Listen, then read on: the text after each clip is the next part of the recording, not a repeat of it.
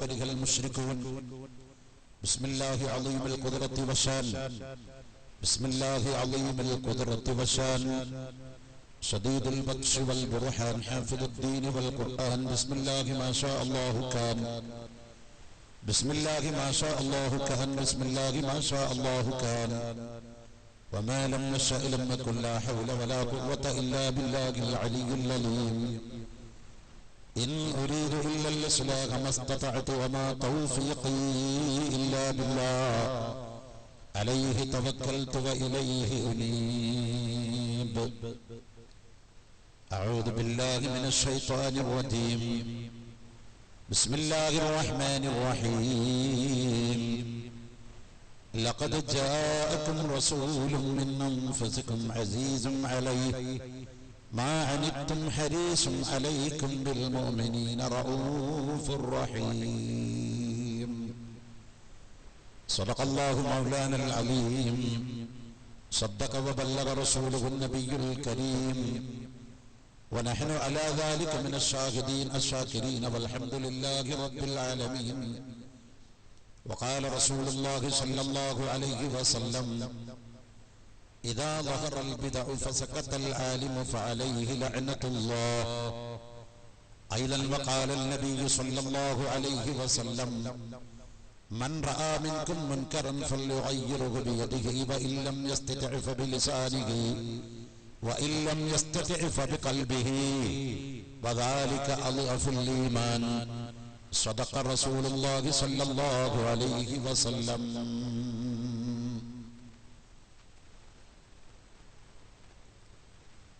يا خير من دفنت بالقاع أعظمه فطاب من طيبهن القاع والأكم نفسي فداء لقبر أنت ساكنه فيه العفاف وفيه الجود والكرم أنت الشفيع الذي ترجى شفاعته على الصراط إذا ما زلت القدم وصاحباك فلا أنساهما أبدا مني السلام عليكم ما جرى القلم ظلمت سنة من أحيا الظلام إلى أن اشتقت قدماه الضر من ورمي يا رب بالمصطفى بلغ مقاصدنا واغفر لنا ما مضى يا واسع الكرم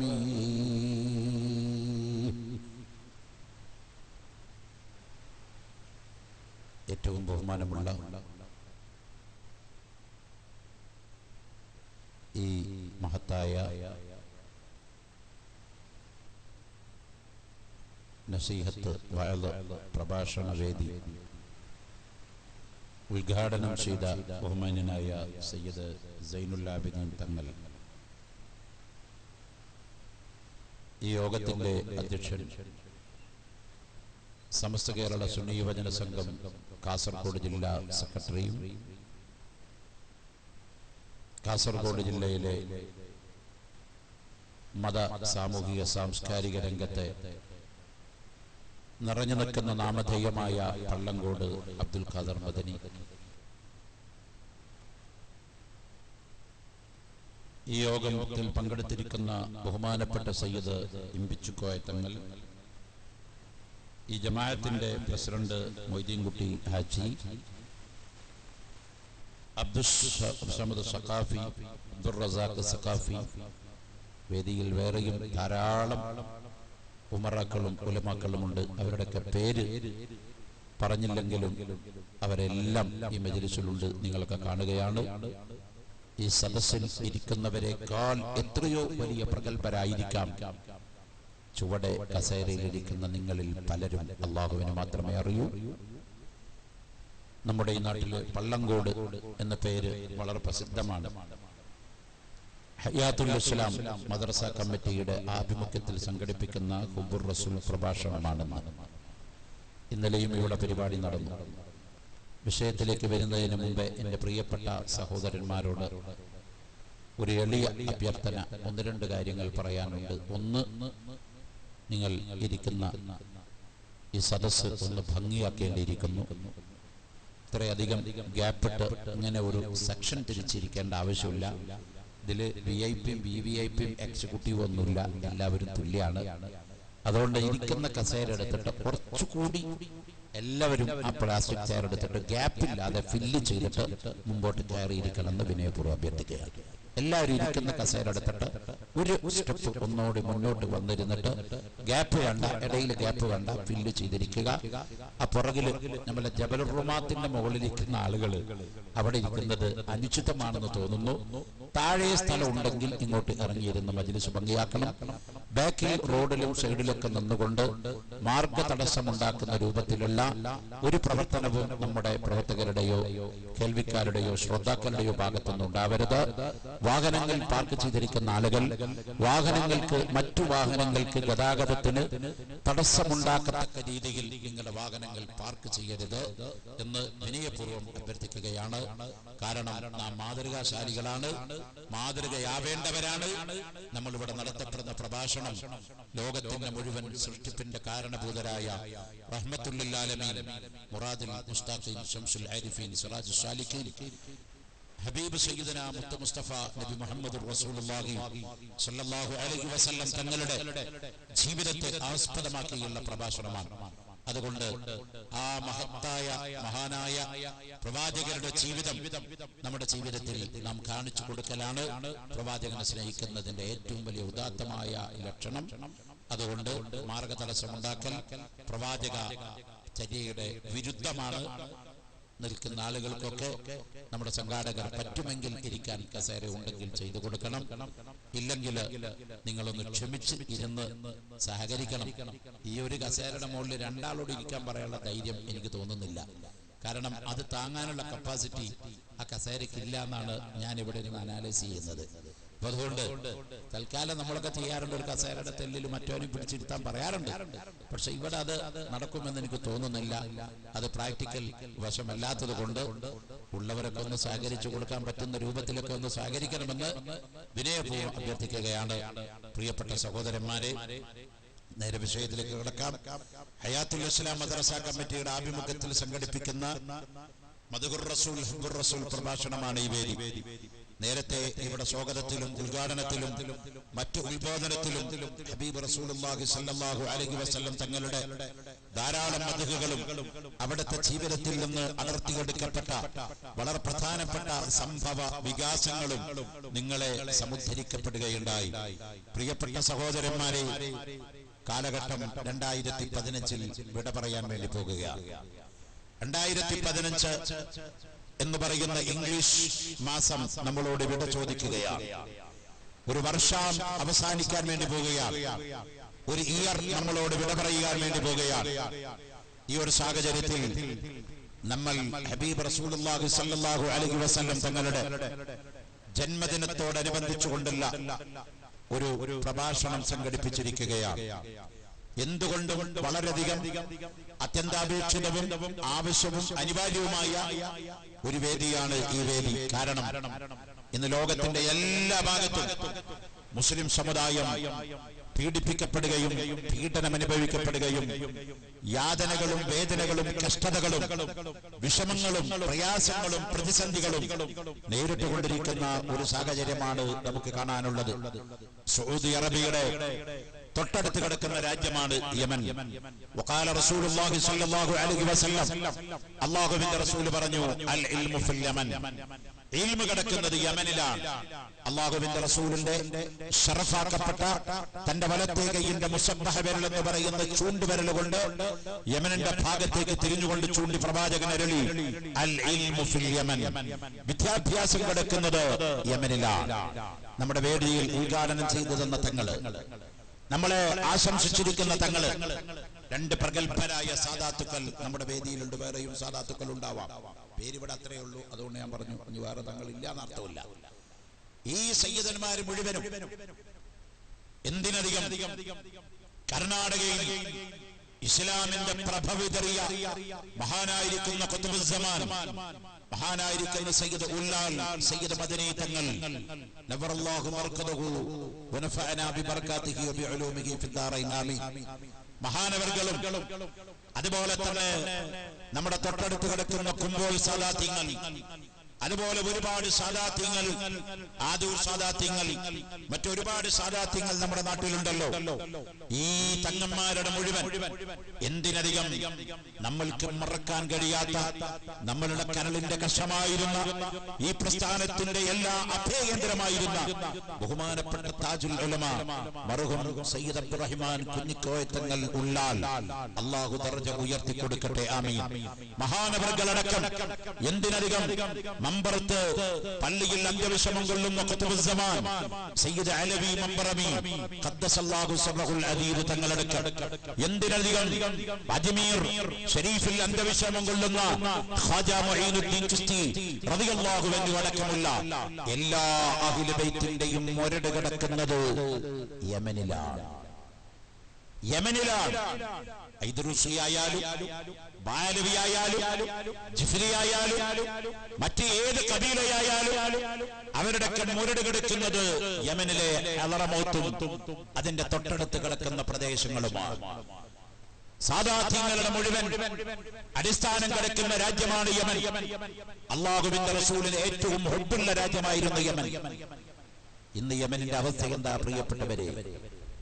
Saudi അറേബ്യയുടെ പോർ വിമാനങ്ങൾ, മുസ്ലിം രാഷ്ട്രത്തിന്റെ പോർ വിമാനങ്ങൾ യമനിന്റെ തലയ്ക്ക് മുകളിൽ വട്ടമിട്ടുകൊണ്ട് പറന്ന് അവിടെ രാസജൈവ ന്യൂക്ലിയർ ആയുധങ്ങൾ വിതറിക്കൊണ്ട് ആയിരക്കണക്കിന് മുസ്ലിങ്ങളെ, പതിനായിരക്കണക്കിന് മുസ്ലിങ്ങൾ തന്നെ കൊല്ലിപ്പിച്ചുകൊണ്ടിരിക്കുന്നു എന്നാണ് ഞാൻ പറയുന്നത്. കൊല്ലുകയല്ല, കൊല്ലിപ്പിച്ചുകൊണ്ടിരിക്കുകയാണ്. ഒരു ഭാഗത്ത് സുബ്ഹാനല്ലാഹ് ഖുതുബുൽ അഖ്താബ് ഗൗസുൽ ആലം മലാദുൽ ശൈഖ് മുഹിയുദ്ദീൻ അബ്ദുൽ ഖാദിർ ജീലാനി ഖദ്ദസല്ലാഹു സബ്ഹുൽ അദീദ് തങ്ങൾ അന്തികുറങ്ങുന്ന മണ്ണാണ് ഇറാഖ്. ബഹുമാനപ്പെട്ട മഹാനായിരിക്കുന്ന സുൽത്താനുൽ ആരിഫീൻ അഹ്മദ് അൽ കബീർ റിഫായി റളിയല്ലാഹു അൻഹു അന്ത്യവിഷമം കൊള്ളുന്ന മണ്ണാണ് ബഗ്ദാദ്. ഇറാഖ് എന്ന് പറയുന്ന നാട്. ധാരാളം ഔലിയാക്കൾ വേറെയും ഉണ്ട്. ഞാൻ പ്രധാനപ്പെട്ട പേരുകൾ ഒന്ന് പറഞ്ഞു എന്ന് മാത്രമേ ഉള്ളൂ.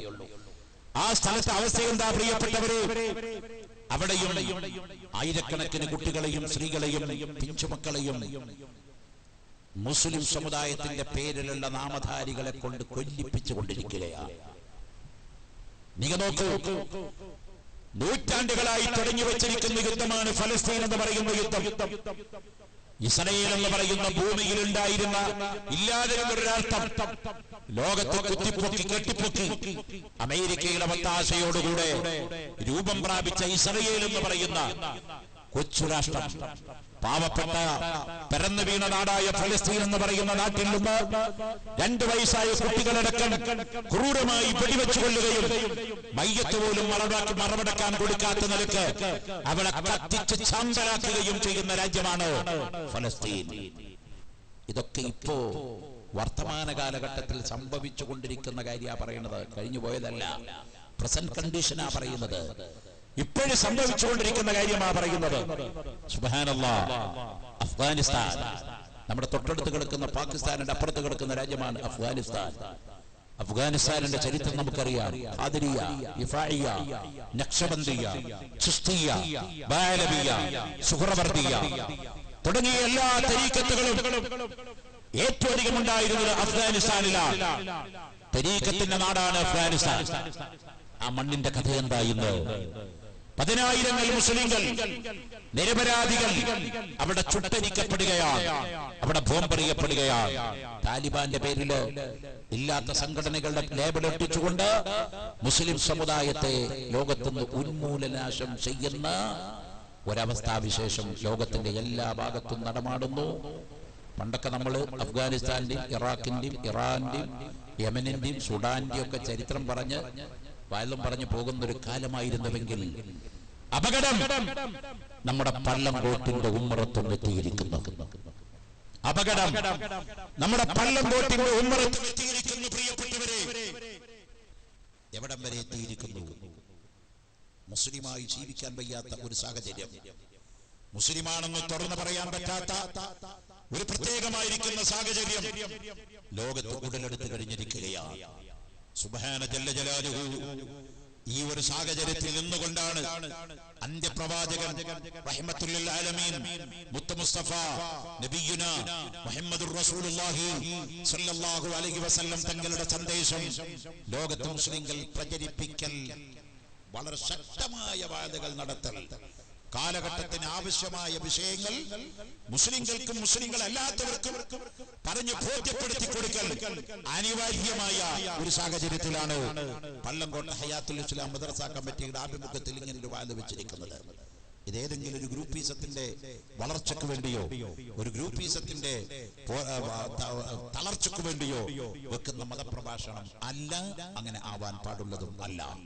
അല്ലാഹുവിന്റെ അടുത്ത് കബൂൽ ചെയ്യുന്ന, ആഖിറത്തിൽ ഉപകരിക്കുന്ന, അവന്റെ ദീനിന്റെ വളർച്ചയ്ക്ക് ഉപകരിക്കുന്ന, മനുഷ്യ സമൂഹത്തിന്റെ ഗുണത്തിന് ഉപകരിക്കുന്ന, പൊതുസമൂഹത്തിന്റെ നന്മകൾക്ക് ഉപകരിക്കുന്ന ഒരു വഅദായി, ഒരു പ്രഭാഷണമായി അല്ലാഹു ഇതിനെ മാറ്റട്ടെ. ഇത് സദസ്സിനെ അല്ലാഹു കബൂൽ ചെയ്യട്ടെ. ആമീൻ. പ്രിയപ്പെട്ടവരെ, ഞാൻ പറഞ്ഞു വരുന്നത് വളരെ സങ്കീർണമായ, ഗുരുതരമായ, പ്രശ്നാധിഷ്ഠിതമായ ഒരു ലോകത്തിലൂടെയാണ് നാം കടന്നു പോകുന്നത്. ഇത് സാധാരണ പറയുമ്പോൾ ദീന് തുറന്നു പറഞ്ഞാൽ അവനെ ഭ്രാന്തനാക്കുന്ന കാലമാണ്. ഏതാ ഈ പരിപാടി? ലൈവ് ഏതാ?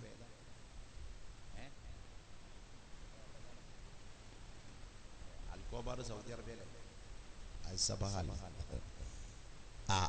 ഇവര് ലൈവായിട്ട് ഇത് സംപ്രേഷണം ചെയ്യുന്നുണ്ട്. അപ്പൊ അവര് അതിന്റെ പ്രേക്ഷകരിത് ഗൾഫ് നാടുകളിൽ കേട്ടുകൊണ്ടിരിക്കുക. അള്ളാഹു അവർക്കൊക്കെ ബർക്കത്ത് കൊടുക്കട്ടെ. ആമീൻ. ഈ ലൈവായി ഇത് ശ്രദ്ധിച്ചുകൊണ്ടിരിക്കുന്ന എല്ലാ പ്രേക്ഷകരോടും, എന്റെ പ്രിയപ്പെട്ട സുഹൃത്തുക്കളോട് അഭിനന്ദനങ്ങളും സന്തോഷവും അറിയിക്കുകയാണ്. നിങ്ങൾ ശ്രദ്ധിക്കണം. ഓൺലൈനിലൂടെ ശ്രദ്ധിച്ചുകൊണ്ട്, ഈ പ്രഭാഷണം ശ്രദ്ധിച്ചുകൊണ്ട് നിങ്ങൾ വഅദുകളിലും ദുആകളിലുമൊക്കെ നിങ്ങളുടെ നിറസാന്നിധ്യം ഉണ്ടാവണം. ഇത് സംപ്രേഷണം ചെയ്യാൻ വേണ്ടി വന്ന അൽസബാഹിന്റെ പ്രിയപ്പെട്ട മക്കൾക്ക് എല്ലാവിധ ഭാവുകങ്ങളും ആശംസകളും നേരുകയാണ്. അള്ളാഹു അനുഗ്രഹിക്കട്ടെ. ആമീൻ എന്ന് പ്രാർത്ഥിക്കുകയാണ്. പ്രിയപ്പെട്ടവരെ, മുസ്ലിം ലോകം ഒരു വലിയ പ്രതിസന്ധിയിലൂടെ കടന്നു പോകുന്ന ഈ സമയത്ത് പണ്ഡിതന്മാരുടെ കടമയാണ് അവർക്ക് സത്യമായിരിക്കുന്ന ദിശാബോധം നൽകുക എന്നുള്ളത്. പണ്ഡിതന്മാരുടെ കടമയാണ്. അവിടെ പണ്ഡിതന്മാർക്ക് നിർവഹിക്കാനുള്ള കടമ ഉലമാ ഉമ്മത്തി കഅംബിയാ ഇബ്നി ഇസ്രായീൽ, എന്റെ സമുദായത്തിലെ പണ്ഡിതന്മാർ ബനി ഇസ്രായേലിലെ പ്രവാചകന്മാർക്ക് തുല്യരാണ്. അൽ ഉലമാ വറസത്തുൽ അംബിയാ, അംബിയാക്കന്മാരുടെ അനന്തരാവകാശ ദൗത്യം ഞാൻ പണ്ഡിതന്മാരെ ഏൽപ്പിച്ചിരിക്കുന്നു. ആരാ പറയുന്നത്? ജീവിതത്തിൽ ഒരിക്കൽ പോലും തമാശക്ക് പോലും നുണ പറയാത്ത സത്യസന്ധനായ അൽ-അമീനായ അഷ്റഫുൽ ഖൽഖ് മുഹമ്മദുർ റസൂലുള്ളാഹി തങ്ങൾ പറയുന്ന വിശുദ്ധമായ ഹദീസാണത്.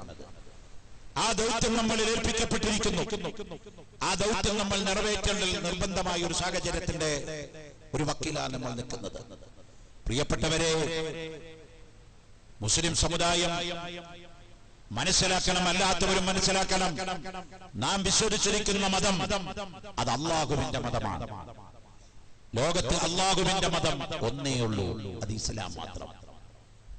മറ്റുള്ളവരുടെ മതം അള്ളാഹുടെ മതമല്ലേ എന്ന് ചോദിച്ചാൽ അവരാരും പറയുന്നില്ല ഞങ്ങൾ ഉണ്ടാക്കി ഞങ്ങളുടെ മതം അള്ളാഹുടെ മതമാണെന്ന് ഒരു മതക്കാരും ഇതുവരെ പറയുന്നത് ഞാൻ കേട്ടിട്ടില്ല.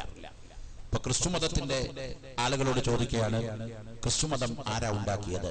മോനെ അതെന്താ ഇതിന്റെ ഇടയിൽ കൂടെ ഒന്ന് കൊടുക്കണ്ടല്ലോ, അല്ല ഗുണമുള്ള കാര്യമാണ്. വേഗം കൊടുത്തു തീർക്കാണ്ട് ബാക്കിൽ കൊണ്ട് കൊടുക്കുക. ക്രിസ്തു മതം ആരാ ഉണ്ടാക്കിയത് എന്ന് ചോദിച്ചാൽ ക്രിസ്ത്യാനികൾ പറയും യേശു ക്രിസ്തു. യേശു ക്രിസ്തു ഉണ്ടാക്കിയ മതമാണ്. ബുദ്ധമതം ആരാ ഉണ്ടാക്കിയത്? ബുദ്ധമതത്തിന്റെ ആളുകൾ പറയും ശ്രീ ബുദ്ധൻ. സിഖ് മതം ആരാ ഉണ്ടാക്കിയത്? അതിന്റെ ആളുകൾ പറയും ശ്രീ ഗുരു നാനാക്ക്. ഇങ്ങനെ ഏത് മതം, 2500 മതം ലോകത്ത് ഇപ്പൊ നിലവിലുണ്ട്. ഏത് മതം വേണമെങ്കിൽ ചോദിച്ചോ, അത് ആരുണ്ടാക്കി ആരുണ്ടാക്കി ആരുണ്ടാക്കി ആരുണ്ടാക്കി എന്ന് ചോദിച്ചാൽ അതിനൊക്കെ ഒരു വ്യക്തിയുടെ പേര് പറയാനുണ്ട്. എന്നാൽ മുസ്ലിം സമുദായത്തിൽ ഒരുപാട് വിഷയത്തിൽ അഭിപ്രായ വ്യത്യാസം നിലനിൽക്കുന്നുണ്ട്. ജുമയുടെ ഖുതുബയുടെ കാര്യത്തിൽ തർക്കമുണ്ട്. നബിദിനം കഴിക്കുന്നതിലും തർക്കിച്ചുകൊണ്ടിരിക്കുന്ന ആളുകളുണ്ട്.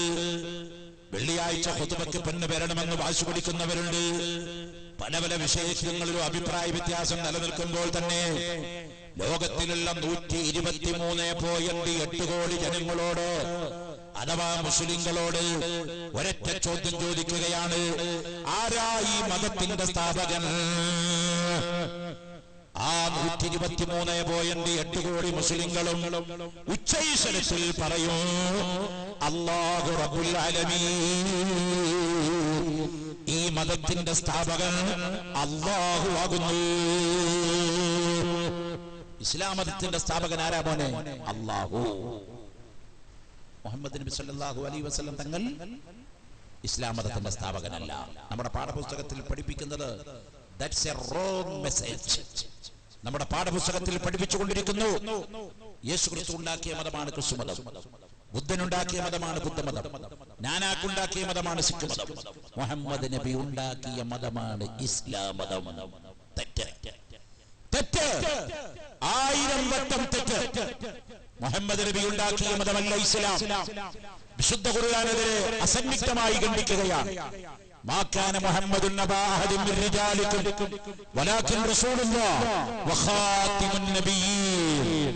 ഖുർആൻ പറയുന്നു, മാ കാന മുഹമ്മദുൻ നബാ അഹദിൻ മിൻ റിജാലിക്കും, മുഹമ്മദുർ റസൂലുള്ളാഹി സ്വല്ലല്ലാഹു അലൈഹി വസല്ലം തങ്ങളെ നിങ്ങൾ ആരുടെയും ലോക്കൽ ഗാർഡിയനല്ല, പിതാവല്ല, വലാകിൻ റസൂലുള്ളാഹ്, അല്ലാഹുവിന്റെ പ്രവാചകനാ, മതസ്ഥാപകനല്ല. വലാകിൻ റസൂലുള്ളാഹ്, അല്ലാഹുവിന്റെ പ്രവാചകനാ. കേവലം പ്രവാചകനാണെന്ന് ധരിച്ചു പോകണ്ട. ഉടനെ പറഞ്ഞു അല്ലാഹു വഖാതിമുൻ നബിയ്യീൻ, അന്ത്യപ്രവാചകനാണ്. ഇനി ഒരു നബിയുടെ ആവശ്യമില്ല, ഇനി ഒരു നബി ഇവിടെ വരാനില്ല. അന്ത്യപ്രവാചകനാണ് അഷ്റഫുൽ ഖൽഖ് മുഹമ്മദുർ റസൂലുള്ളാഹി. ഇസ്ലാം മതത്തിന്റെ സ്ഥാപകൻ മുഹമ്മദ് നബി അല്ല എന്ന് ഖുർആൻ പറയുന്നു, ഹദീസും പറഞ്ഞിട്ടുണ്ട്. ഞാനത് ഇവിടെ ഉദ്ധരിക്കുന്ന സമയമില്ലാത്തത് കൊണ്ട് അങ്ങോട്ട് കടക്കുന്നില്ല. ഇത് നോക്കുമ്പോൾ ഇത് ലോകത്തെ ഇസ്ലാം മതത്തിന്റെ മാത്രം പ്രത്യേകതയാണ്. എല്ലാ മതം ഉണ്ടാക്കിയതും ആരാന്ന് ചോദിച്ചാൽ അതിന് അതുപോലെ തന്നെ സുന്നത്തി ജമാഅത്തിന്റെ പ്രത്യേകത. സുന്നത്തി ജമാഅത്ത് എന്ന് പറഞ്ഞാൽ ഇസ്ലാം മതം. അപ്പൊ സുന്നത്തി ജമാഅത്ത് ഉണ്ടാക്കിയത് ആരാ? ശംസുൽ ഉലമ കെ അബൂബക്കർ മുസ്ലിയാർ, അല്ലാഹു ഖബർ സ്വർഗ്ഗമാക്കി കൊടുക്കട്ടെ. അങ്ങേരല്ല. വരക്കൽ മുല്ലക്കോയ തങ്ങൾ, അല്ലാഹു ഖബറിന്റെ തറച്ച് ഉയർത്തി കൊടുക്കട്ടെ. അങ്ങേരല്ല. മഹാനായിരിക്കുന്ന പാങ് അഹമ്മദ് കുട്ടി മുസ്ലിയാർ, പറവണ്ണ മൊയ്തീൻ കുട്ടി മുസ്ലിയാർ, വാണിയമ്പല അബ്ദുറഹിമാൻ മുസ്ലിയാർ. 25 വയസ്സുള്ള കുട്ടികൾക്കൊന്നും ഈ പേര് കേട്ട് പരിചയമുണ്ടാവില്ല. ഇങ്ങനെ കുറെ ആൾക്കാരൊക്കെ നിങ്ങളുടെ ഇവിടെ ഉണ്ടായിരുന്നു മക്കളെ. അള്ളാഹു അവരുടെ ഖബർ സ്വർഗ്ഗ പൂങ്കാവനമാക്കട്ടെ. കാസർഗോഡ് ജില്ലക്കാർക്ക് ഒരിക്കലും മറക്കാൻ കഴിയാത്ത നാമത്തിന്റെ ഉടമയായ സുന്നത്ത് ജമാഅത്തിന്റെ സിംഹഗർജനമായിരുന്ന മഹാനായിരിക്കുന്ന മർഹൂം ഇ.കെ. ഹസൻ മുസ്ലിയാർ, നവ്വറല്ലാഹു മർഖദഹു, അല്ലാഹു ഖബർ സ്വർഗ്ഗമാക്കി ദറജ ഉയർത്തട്ടെ. ആമീൻ. ഇതൊക്കെ കഴിഞ്ഞ കുറെ കാലം മുമ്പ് മരിച്ചുപോയ മഹാന്മാരാ. ഇവരൊന്നുമല്ല സുന്നത്ത് ജമാഅത്ത് ഉണ്ടാക്കിയത്. സമസ്ത ഉണ്ടാക്കിയത് വേണമെങ്കിൽ വരക്കോൽ മുല്ലക്കോയത്തങ്ങളാന്ന് പറയാം. സുന്നത്ത് ജമാഅത്ത് ഉണ്ടാക്കിയത് ആരാ? ഒറ്റ മറുപടിയുള്ളൂ, അത് ചെല്ലുന്നത് ഹബീബ് മുഹമ്മദ് റസൂലുള്ളാഹി തങ്ങളിലേക്ക്. അതിന്റെ വേറെ ഇടയിൽ ഒരു മുറിച്ചിലില്ല. സുന്നത്ത് ജമാഅത്ത് ഉണ്ടാക്കിയത് ആരാ? അല്ലാഹുവിന്റെ റസൂലിലേക്കാണ് ചെല്ലുന്നത്. നേരെ മറിച്ച് നിങ്ങൾ ചോദിക്കൂ, ജമാഅത്ത് ഇസ്ലാമിക്കാരോട് പോയി ചോദിക്കൂ, ആരാ ജമാഅത്ത് ഇസ്ലാമി ഉണ്ടാക്കിയത്? മുഹമ്മദ് നബി എന്നാ പറയാ, അബുൽ അല മൗദൂദി. ആരാണ് വഹാബി ഉണ്ടാക്കിയത്? മുജാഹിദ്. ഹിജറ 1111 നജിദിൽ ജനിച്ച മുഹമ്മദ് ബിൻ അബ്ദുൽ വഹാബ്. ആരാണ് തബ്ലീഗ് ജമാഅത്ത് ഉണ്ടാക്കിയത്? മുഹമ്മദ് ഇല്യാസ്. ആരാണ് ഖാദിയാനീസ് ഉണ്ടാക്കിയത്? പഞ്ചാബിലെ പത്താംകോടിൽ ജനിച്ച മിർസ ഗുലാം അഹമ്മദ്. ഇങ്ങനെ ഓരോ വിദേഹത്തുകാരുടെയും പേരെടുത്തിട്ട് ആരാണ്ടാക്കിയത് ആരാണ്ടാക്കിയത് ആരാണ്ടാക്കിയത് ചോദിച്ചാൽ മുടക്കുമനെ. ഇടയിൽ ഉപവായുള്ള ഒരു പരിപാടി ഞാൻ ചോദിക്കില്ല കേട്ടോ മോനെ. ഒരു 2.5 മണിക്കൂർ നിങ്ങളൊന്ന് അച്ചടക്കത്തിലിരുന്നാൽ നിങ്ങൾക്ക് വേണമെങ്കിൽ ഗിന്നസ് ബുക്കിൽ പേരങ്ങ് എഴുതി ചേർക്കാം. ഈ സംബന്ധം ഞാനുള്ള കാര്യം സ്വയം വിമർശനം നടത്തുക. ഞാനടക്കം, ഇൻക്ലൂഡിങ് ഞാൻ, നിങ്ങളും യുവൈസ്, നിങ്ങളെല്ലാവരും ഉൾപ്പെടുന്ന ഒരു സമൂഹത്തിന് പറ്റിയ അബദ്ധം. ലോകത്തെ ഏറ്റവും അധികം അച്ചടക്കം പഠിപ്പിച്ച നേതാവാണ് മുഹമ്മദ് മുസ്തഫ തങ്ങള്. പക്ഷേ ഈ സമുദായം ഇന്ന് ലോകത്തെ ഏറ്റവും അച്ചടക്ക രാഹിത്യമുള്ള സമുദായമായി മാറിയിരിക്കുകയാണ്. ഡിസിപ്ലിൻ, അച്ചടക്കമെന്ന വാചകം ലോകത്ത് പഠിപ്പിച്ച മതമാണ് നമ്മുടെ മതം. അനുസരണമാണ് അച്ചടക്കം, അച്ചടക്കമാണ് ഇസ്ലാം. അനുസരണമാണ് അച്ചടക്കം, അച്ചടക്കമാണ് ഇസ്ലാം. ഡിസിപ്ലിൻ, ഇംഗ്ലീഷിൽ ഡിസിപ്ലിൻ, മലയാളത്തിൽ അച്ചടക്കം. അച്ചടക്കം എന്ന് പറഞ്ഞാൽ ഒതുങ്ങേണ്ടടുത്ത് ഒതുങ്ങണം, ചിരിക്കേണ്ട അടുത്ത് ചിരിക്കണം, മിണ്ടാതിരിക്കേണ്ട അടുത്ത് മിണ്ടാതിരിക്കണം, വിഴുങ്ങേണ്ട അടുത്ത് വിഴുങ്ങണം. അങ്ങനെ എല്ലാം അവസരോചിതമായി ചെയ്യുന്നതിനാണ് അച്ചടക്കം. ഇവിടെ സാധാത്യങ്ങൾ നിരന്നിരിക്കുക. ഇപ്പം ഞാനിവിടെ കേരള സംസ്ഥാന പിന്നാക്ക വിഭാഗ കമ്മീഷൻ മെമ്പർ എന്ന് പറഞ്ഞ ഒരു ജഡ്ജാണത്. ഒരു സിവിൽ കോടതിയിലെ ഹൈക്കോടതി ജഡ്ജിയുടെ തുല്യ പദവിയിലിരിക്കുന്ന വ്യക്തിയാണ് ഞാൻ.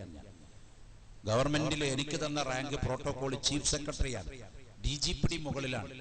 ഒരു ഉദ്യോഗസ്ഥനും പടച്ചോ അനുഗ്രഹിച്ച് സാറേ എന്ന് ഞാൻ വിളിക്കേണ്ട ആവശ്യം ഇപ്പോൾ ഇവിടെ കേരളത്തിലില്ല. അത് കർണാടകയിൽ പോയാലും ഈ പ്രോട്ടോകോൾ അങ്ങനെ നിലനിൽക്കും.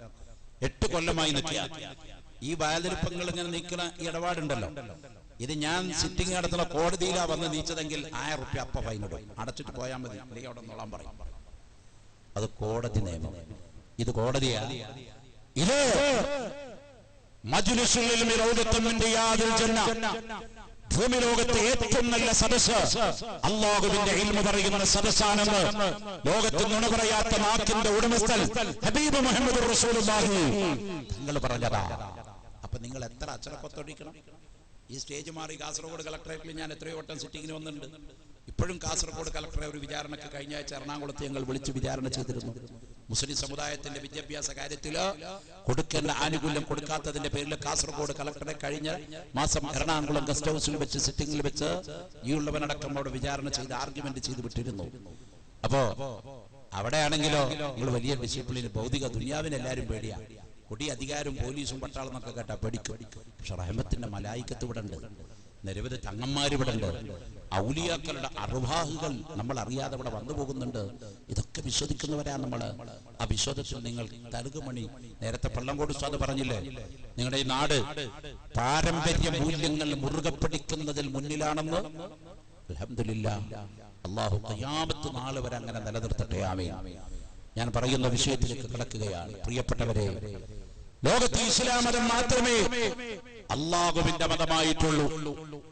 ആ മതം പറയുന്നത് മുഴുവൻ സത്യമാണ്. അല്ലാഹുവിന്റെ ബുദ്ധിയാണ് യഥാർത്ഥ ബുദ്ധി.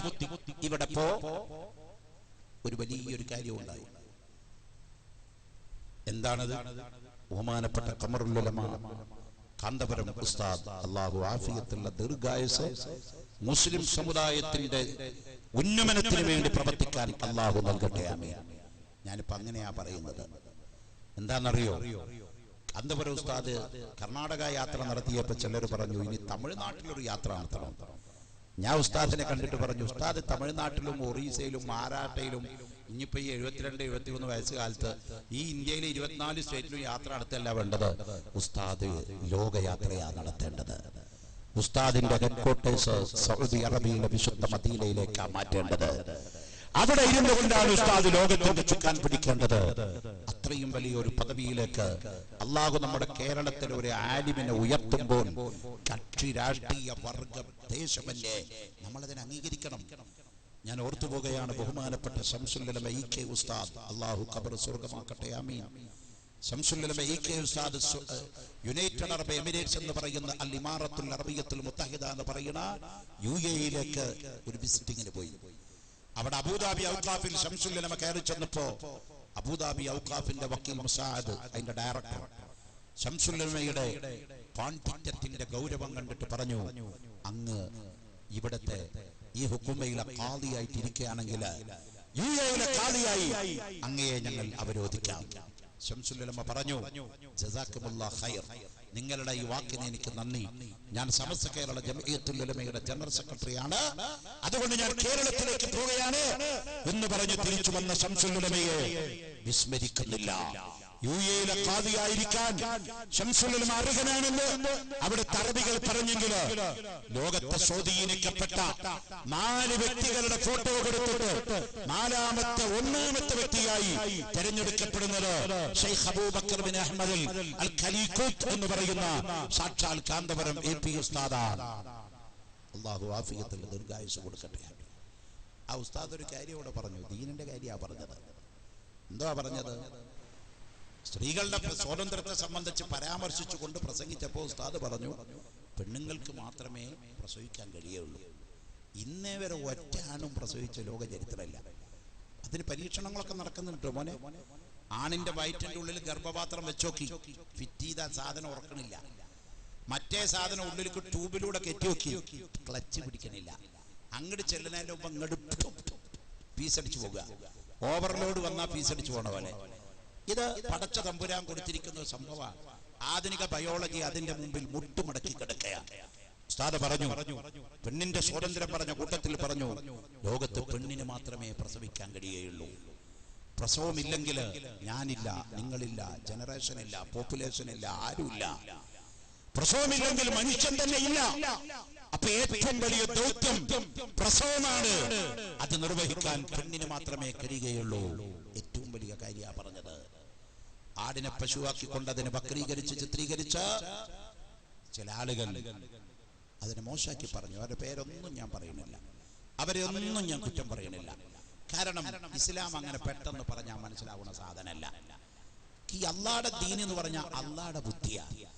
അള്ളാടെ ബുദ്ധി മനുഷ്യന്റെ ബുദ്ധി കൊണ്ട് തൂക്കി നോക്കിയാൽ അതിന് ഉത്തരം കിട്ടില്ല. എത്ര ഉദാഹരണം വേണമെങ്കിൽ ഞാൻ പറഞ്ഞുതരാം. റസൂലുള്ളാഹി അത് പറയുന്നതുകൊണ്ട് വഖാല റസൂലുള്ളാഹി സ്വല്ലല്ലാഹു അലൈഹി വസല്ലം, അല്ലാഹുവിന്റെ റസൂൽ പറഞ്ഞു, സഹീഹുൽ ബുഖാരി നോക്കിയാൽ കാണാൻ, അല്ലാഹുവിന്റെ റസൂൽ പറഞ്ഞു, ഒരു ഭാര്യയും ഭർത്താവും തമ്മിൽ ബന്ധപ്പെടുന്ന സമയത്ത് ആദ്യമായി കൊണ്ട് ഭർത്താവിന്റെ ബീജം ഭാര്യയുടെ ഗർഭപാത്രത്തിലേക്ക് കടന്നുപോയാൽ അതിലുണ്ടാവുന്ന കുട്ടി ആണിന്റെ രൂപമായി മാറും. ഭാര്യയും ഭർത്താവും ബന്ധപ്പെടുന്ന സമയം, നമ്മൾ ഭാര്യയും ഭർത്താവും എന്ന് പറഞ്ഞത് ബന്ധത്തിന് അർഹത ഭാര്യയും ഭർത്താവിനല്ലേ ഉള്ളൂ. അല്ലാത്തവർ ബന്ധപ്പെടുമ്പോൾ ഈ ക്രൈറ്റീരിയ ഒക്കെ അവിടെ ഫോളോ ചെയ്യും. കേട്ടോ പോലെ ഭാര്യയും ഭർത്താവ് അല്ലാത്തവർ ബന്ധപ്പെടുമ്പോൾ ഈ ക്രൈറ്റീരിയ അവിടെ അഡോപ്റ്റ് ചെയ്യും. പക്ഷേ നമുക്കങ്ങനെ പറയാൻ പാടില്ലല്ലോ. ഭാര്യയും ഭർത്താവും ബന്ധപ്പെടുന്ന സമയത്ത് ആദ്യമായി കൊണ്ട് പുരുഷന്റെ ബീജം സ്ത്രീയുടെ ഗർഭപാത്രത്തിലേക്ക് എത്തുന്നുവെങ്കിൽ ആ കുട്ടിയുടെ മുഖം ബാപ്പയുടെ മുഖം പോലെയാകും. റസൂലുള്ളാഹി അത് പറഞ്ഞിട്ട് ഹദീസ് അവിടെ ക്ലോസ് ചെയ്തു. പിന്നീട് വന്ന എടമറുക്ക് എന്ന് പറഞ്ഞൊരു മനുഷ്യനുണ്ടായിരുന്നു നമ്മുടെ കേരളത്തിൽ. ആള് മരിച്ചുപോയി. റളിയല്ലാഹുവിനൊന്നും അബദ്ധത്തിലെങ്കിലും പറഞ്ഞു പോകരുതിട്ടാ. ലാനത്തും ചൊല്ലണ്ട, അതും പറയാൻ പാടില്ല. രണ്ടും വേണ്ട, മുണ്ടൂധരിക്കലാ നല്ലത്. എടമറുക്ക് ഒരു പുസ്തകം എഴുതി. ആ പുസ്തകത്തിന്റെ പേര് ഖുർആൻ ഒരു വിമർശന പഠനമെന്നാണ്. അതിന്റെ 17ാമത്തെ പേജിൽ എഴുതി, മുഹമ്മദ് നബിക്ക് 13 പെണ്ണുങ്ങൾ ഉണ്ടായിരുന്നു. നമ്മൾ തിരിച്ചും മറിച്ചും കുണിച്ചും അരിച്ചും പെറിച്ചും കിഴിച്ചു എണ്ണി നോക്കി, എങ്ങനെ നോക്കിയാലും 13 കാണാനില്ല. പിന്നെ എടമറുക്ക് പറഞ്ഞതൊന്നും നല്ലോണം വായിച്ചു നോക്കി. അപ്പൊ മൂപ്പര് പറഞ്ഞപ്പോ 13 ഉണ്ട്. പക്ഷെ റസൂലുള്ളാഹിക്ക് എണ്ണിയാ 13 വരുന്നില്ല. എവിടെയാണ് എടമറുക്ക് അട്ടിമറി നടത്തിയത് നിങ്ങൾ കേൾക്കണ്ടേ? കേട്ടോളൂ മോനെ. റസൂലുള്ളാഹിന്റെ ഭാര്യമാരെ പേരെന്ന് പറഞ്ഞാൽ പറയാൻ പണ്ടത്തെ കുട്ടികളൊക്കെ പറയായിരുന്നു. അപ്പൊ കിട്ടില്ല. അപ്പൊ വാട്സപ്പിലും ഫേസ്ബുക്കിലും എത്ര ഫ്രണ്ട് ഉണ്ടോ എന്ന് വെച്ചാൽ കിട്ടും. അല്ല മോനെ, 2 വയസ്സുകളുടെ കയ്യിലും ഇതാണ്. തെക്കുന്ന് വടക്കോട്ടും വടക്കുന്ന് തെക്കോട്ടും ഇങ്ങനെ നീക്കിക്കൊണ്ടേ ഇരിക്കുകയാണ്. ഞാനതിനെ എതിർക്കുന്നല്ല, പുരോഗതിയെ സ്വാഗതം ചെയ്യുക തന്നെയാണ്. പക്ഷെ ഇതൊക്കെ പഠിച്ചിരിക്കണം. പണ്ടത്തെ കുട്ടികളോട് ചോദിച്ചാൽ പറയും, റസൂലുള്ളാഹി സ്വല്ലല്ലാഹു അലൈഹി വസല്ലം തങ്ങളുടെ ഭാര്യമാരുടെ പേരെന്താ? ഐഷത്തുൻ വ ഹഫ്സത്തുൻ വ സൗദാ സഫിയ്യത്തുൻ മൈമൂനത്തുൻ വ റംല ഹിന്ദും വ സൈനബുൻ കദാ ജുവൈരിയ ലിൽമുഅ്മിനീന ഉമ്മഹാത്തുൻ മർലിയ അതാഹു ഇബ്രാഹീം മിൻ സുർരിയ വ ഉമ്മുഹു മറിയത്തുൽ ഖിബ്തിയ. അല്ലാഹുവിന്റെ റസൂലിന്റെ പ്രഥമ ഭാര്യയാണ് ഖുബൈലിന്റെ മകൾ ഖദീജ റളിയല്ലാഹു അൻഹാ.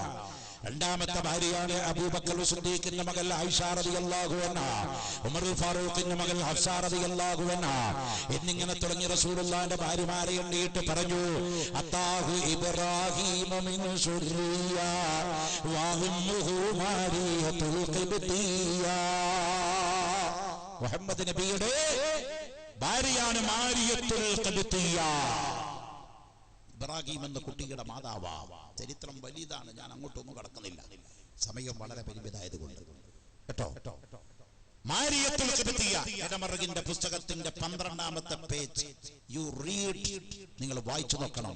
ഖുർആൻ ഒരു വിമർശന പഠനം, മുസന്നിഫ് സാക്ഷാൽ ജോസഫ് എടമറുക്. ആ പുസ്തകം ഇപ്പോഴും കിട്ടും. യുക്തിവാദി സംഘത്തിന്റെ ആഫീസ് തപ്പിയ അത് കാലഹരണപ്പെട്ടിട്ടില്ല, ആ പുസ്തകം കറക്റ്റ് ചെയ്തിട്ടില്ല. എഴുതി വെച്ചു, മുഹമ്മദ് നബിയുടെ 12ാമത്തെ ഭാര്യയുടെ പേര് മാരിയ, ഫുൾ സ്റ്റോപ്പ്. 13 എന്ന് നമ്പർ ഇട്ടു. മുഹമ്മദ് നബിയുടെ 13ാമത്തെ ഭാര്യയുടെ പേര്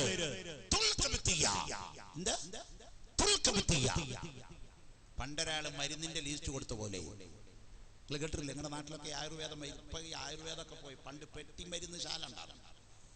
മരുന്ന് ഇങ്ങനെ വെട്ടിയിട്ട് അങ്ങനെ ഉണ്ടാക്കിയിട്ട് കഷായം വെക്കണ കാലം ഉണ്ടായിരുന്നു. ഈ ആയുർവേദം ഒന്നും വരാത്ത കാലത്ത് പെട്ടിമരുന്ന് എന്നാ പറയാൻ ഞങ്ങളുടെ നാട്ടിലൊക്കെ. ഇവിടെ എന്താ പറയാന്നറിയില്ല, ഇവിടെ ലാംഗ്വേജ് വലിയ പ്രശ്നമാണ്. ഇവിടെ തെക്ക് പറഞ്ഞ വടക്ക് എന്ന് പറയുന്ന ചില കാര്യം ഭാഷകളൊക്കെ ഉണ്ട്. അതുകൊണ്ട് ഞാൻ പറയുന്നതിൽ വല്ല മിസ്റ്റേക്ക് ഉണ്ടെങ്കിൽ നിങ്ങൾ അങ്ങ് കറക്റ്റ് ചെയ്താൽ മതി കേട്ടോ. ഭാഷ ലാംഗ്വേജ് പ്രോബ്ലം ഉണ്ടെങ്കിൽ. അപ്പൊ ഒരു വൈദ്യൻ മരുന്ന് എഴുതി കൊടുത്തു. എന്താ എഴുതിയത്? ചുക്ക്, മുളക്, ഇഞ്ചി, പച്ച തിപ്പലി എന്നിങ്ങനെ എഴുതി കൊടുത്തു. പക്ഷെ ഇയാൾ കോമടാൻ മറന്നുപോയി. ചുക്ക് എഴുതിയിട്ട് കോമട്ടില്ല, മുളക് എഴുതിയിട്ട് കോമട്ടില്ല, തിപ്പലി എഴുതി കോമട്ടില്ല. വൈദ്യശാലയെ കൊണ്ടുപോയപ്പോ ലീസ് കൊടുത്തിട്ട് മരുന്നെടുക്കാൻ പറഞ്ഞപ്പോ ആ ലീസ് എടുക്കണം വായിച്ചു. ചുക്കുമോ ലഗബ ചഞ്ചിക്ക. ഇതെന്ത് മരുന്നാടാ ഇതുവരെ കേട്ടാത്ത സാധനം? മൂപ്പര് കോമടാൻ മറന്നതാ. മൂപ്പര് മൊത്തം മാജി കരിമ്പോ വാലബക്ക് പോലെയാണ് വായിച്ചു പോയി. മുഹമ്മദ് റസൂലുള്ളാഹിക്ക് 13ാമത്തെ ഭാര്യ മാരിയത്തുൽ ഖിബ്തിയ്യ എന്ന ഭാര്യനെ രണ്ടാക്കി വെട്ടിമുറിച്ചിട്ട് തുൽ ഖിബ്തിയ്യ എന്ന് എഴുതി വെച്ചു. ഈ നിലയ്ക്ക് ഇസ്ലാമിനെ പറ്റി പച്ചക്കള്ളം പ്രചരിപ്പിക്കുകയും കഥയറിയാതെ ആട്ടം കാണുകയും ചെയ്യുന്ന വിഭാഗം ലോകത്ത് വളരുന്നുണ്ട്. അവരെ ആക്ഷേപിക്കാനോ അടിച്ചിരുത്താനോ വിമർശിക്കാനോ അല്ല ഞാൻ ഈ പറയുന്നത്. അവർക്ക് കാര്യം പറഞ്ഞ് മനസ്സിലാക്കി കൊടുക്കൽ നമ്മുടെ കടമയാണ്. അവർക്ക് ഇസ്ലാമിന്റെ കാര്യകാരണ സഹിതമുള്ള ഗൗരവമുള്ള വിഷയങ്ങൾ പറഞ്ഞ് മനസ്സിലാക്കി കൊടുക്കണം. കാരണം ഇസ്ലാം അങ്ങനെ ഒരു ഖുർആൻ വെറുതെ വായിച്ചു നോക്കിയാൽ മനസ്സിലാകുന്ന മതമല്ല. ഏതെങ്കിലും ഒരു കമ്പ്യൂട്ടറിൽ വെച്ച് ഫീഡ് ചെയ്താൽ മനസ്സിലാകുന്ന മതമല്ല. അള്ളാഹുവിന്റെ റസൂലാണ് ഇസ്ലാമിനെ മനസ്സിലാക്കിയ നേതാവ്. ആ റസൂലുള്ളാഹിയിൽ നിന്ന് നീ പഠിച്ചവരാണ് സ്വഹാബത്ത്. ആ സ്വഹാബത്തിന്റെ താബിഈങ്ങളാണ് ഉലമാക്കള്. അതിന്റെ പിൻഗാമികളാണ് ഉലമാക്കളുടെ ഉലമാക്കള്. അതിന്റെ പിൻഗാമികളാണ് സാദാത്യങ്ങളും പണ്ഡിതന്മാരും. അവർ കൊണ്ടുവരുന്ന ദീനാണ് നമ്മൾ പഠിക്കേണ്ടത് പ്രിയപ്പെട്ടവരെ. അല്ലെങ്കിൽ നമ്മൾ പിഴച്ചു പോകും.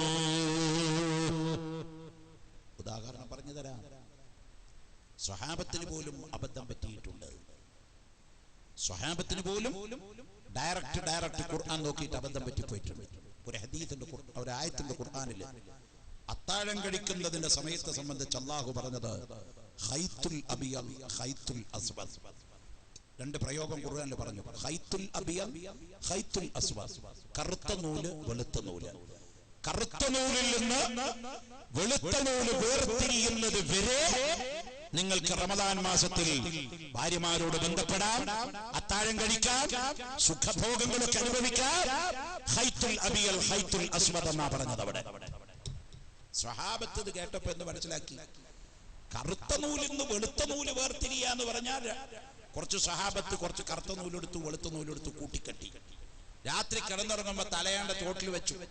2 മണിയായപ്പോ ഒന്ന് നീച്ചു നോക്കി, എടുത്തു നോക്കി, വേർതിരിഞ്ഞിട്ടില്ല. വീണ്ടും വെച്ചു. 3 മണിയായപ്പോ എടുത്തു നോക്കി, അപ്പോഴും വേർതിരിഞ്ഞിട്ടില്ല. സുബഹിക്ക് മസ്ജിദുൻ നബവിയിൽ നിന്ന് സയ്യിദുനാ ബിലാൽ റളിയല്ലാഹു അൻഹു ബാങ്ക് വിളിക്കുകയാണ്.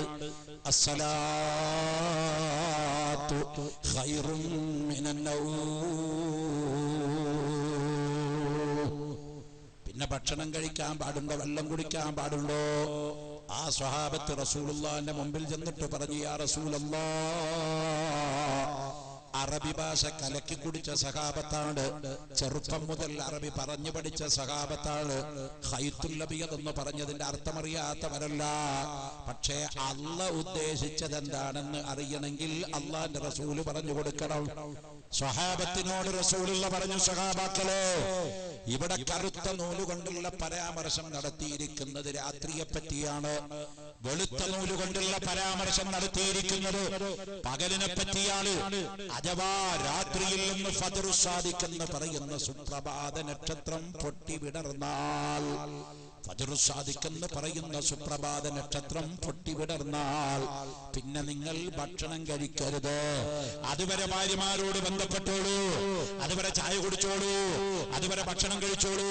റമദാനിന്റെ രാത്രിയിൽ ഇതൊക്കെ ആവാമെന്ന് അല്ലാഹുവിന്റെ റസൂല് വിശദീകരിച്ചു കൊടുത്തപ്പോഴാണ് സ്വഹാബത്തിന് ആയത്തിന്റെ അർത്ഥം മനസ്സിലായത്. പരിശുദ്ധ ഖുർആൻ നമ്മുടെ കയ്യിലുണ്ട്, ഹദീസ് നമ്മുടെ കയ്യിലുണ്ട്. അതിന് മഹാന്മാര് പറഞ്ഞ അർത്ഥവും അതിന്റെ വ്യാഖ്യാനവും നമ്മൾ മനസ്സിലാക്കേണ്ടതാണ്. ഇസ്ലാം അല്ലാഹുവിന്റെ മതമാണ്. അതാണ് ഞാൻ നേരത്തെ പറഞ്ഞു വെച്ചത്. ആദരവായ മുഹമ്മദുർ റസൂലുള്ളാഹി തങ്ങൾ പറഞ്ഞു, ഭാര്യ ഭർത്താക്കന്മാര് തമ്മിൽ ബന്ധപ്പെടുന്ന സമയത്ത് ഭർത്താവിന്റെ ബീജം ആദ്യമായി ഭാര്യയുടെ ഗർഭപാത്രത്തിലെത്തിയാൽ അതിലുണ്ടാകുന്ന കുട്ടി ആണിന്റെ മോഡലാ.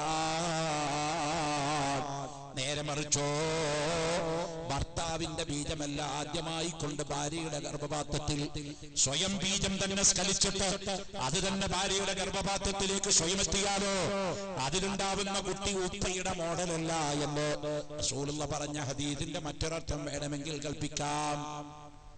ഇടമറുകതിനെ കയറി പിടിച്ചു. ഈ ഹദീസ് കയറി പിടിച്ചിട്ട് പറഞ്ഞു, മുഹമ്മദ് ലോക വിവരമില്ലാത്ത മനുഷ്യനാണ്. കാരണം അയാൾ ആദ്യം പറഞ്ഞത് പെണ്ണിന് ബീജേ ഇല്ല, ബീജം മനീയ ഇന്ദ്രിയം, പെണ്ണിന് ബീജമില്ല, പിന്നെ എങ്ങനെയാ പെണ്ണിന് സ്ഖലനം ഉണ്ടാകുക? മുഹമ്മദ് ശാസ്ത്രതത്വങ്ങൾക്ക് എതിർവെക്കുന്ന ആളാണ്. പെണ്ണിന് ബീജമില്ല. ഇടമറുക് പുസ്തകം എഴുതുന്ന കാലത്തെ വിവരം അതായിരുന്നു.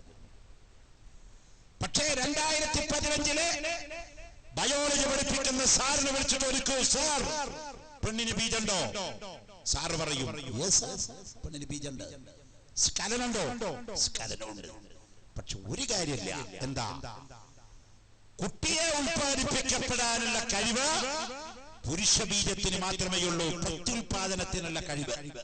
അതാ റസൂലുള്ളാഹി പറഞ്ഞത്. പെണ്ണിന്റെ ഗർഭപാത്രത്തിലേക്ക് ഇറങ്ങിച്ചെല്ലുന്ന പുരുഷ ബീജം ആദ്യം സ്ഖലിച്ചാൽ അതിലുണ്ടാകുന്ന കുട്ടി ആണിന്റെ മോഡലാകും. മറ്റത് പറഞ്ഞില്ല. ഇടമറുക് ചോദിച്ചു, വേറെ യുക്തി ചോദിച്ചു. എന്നാ ചില കുട്ടികള് വാപ്പാടി ഇമ്മാടി അല്ലാത്ത മോഡലും ഉണ്ടാവുന്നുണ്ടല്ലോ. ചില കുട്ടികൾ കണ്ടില്ലേ, വല്യാപ്പാട മോഡൽ കുട്ടി ഉണ്ടായിട്ട് കണ്ടില്ലേ? എത്രയോ ഉണ്ട് നമ്മുടെ നാട്ടിൽ. വല്യുപ്പ എന്ന് പറഞ്ഞാൽ ഉപ്പുപ്പ. നമ്മുടെ നാട്ടിൽ ഉപ്പൂപ്പ, ഉപ്പുപ്പാടെ മോഡൽ കുട്ടികളില്ലേ? ഉണ്ടല്ലോ. വല്യമ്മയുടെ മോഡൽ കുട്ടികളില്ലേ? ഉണ്ടല്ലോ. കാക്കാന്റെ മോഡൽ കുട്ടികളില്ലേ? ഉണ്ടല്ലോ. അങ്കിളിന്റെ മോഡൽ കുട്ടികളുണ്ടല്ലോ. അപ്പൊ റസൂലുള്ളാഹി പറഞ്ഞ ഹദീസ് തെറ്റാണോ? അല്ല. ഒരേ സമയം ഭാര്യയുടെയും ഭർത്താവിന്റെയും ശുക്ലം ഒന്നിച്ച് സ്ഖലിച്ചാൽ അവിടെ എന്താ നടക്കാന്ന് റസൂലുള്ളാഹി പറഞ്ഞിട്ടില്ല. അപ്പൊ ഇതുപോലൊക്കെ ഉണ്ടാവും. ചിലപ്പോ വല്യാപ്പാട മോഡൽ വരും, ചിലപ്പോ അയൽവക്കക്കാരിലും ഉണ്ടാവും. അതുകൊണ്ട് പെണ്ണിനെ സംശയിക്കൊന്നും വേണ്ട കേട്ടോ. ക്രൈറ്റീരിയ പറഞ്ഞിട്ടില്ല. റസൂലുള്ളാഹി പറഞ്ഞത് റിസർച്ച് നടത്തിയിട്ട് ലോകം ശരിവെക്കപ്പെടുകയാണ് ഇസ്ലാം. ഒന്നുകൂടി ഞാൻ പറഞ്ഞ് വിഷയത്തിന്റെ കാതലിലേക്ക് കിടക്കാം. ഇവിടെ ഒരുപാട് സയൻസ് പഠിക്കാൻ പോണ കുട്ടികളിരിക്കുന്നു. മോനെ, നമ്മൾ പഠിച്ചു മലായിക്കത്തിന്റെ പേര്. നമ്മൾ പണ്ടേ മദ്രസയിൽ പഠിച്ചു. പ്രധാനപ്പെട്ട മലക്കുകൾ എത്ര മോനെ? 10 അല്ലേ?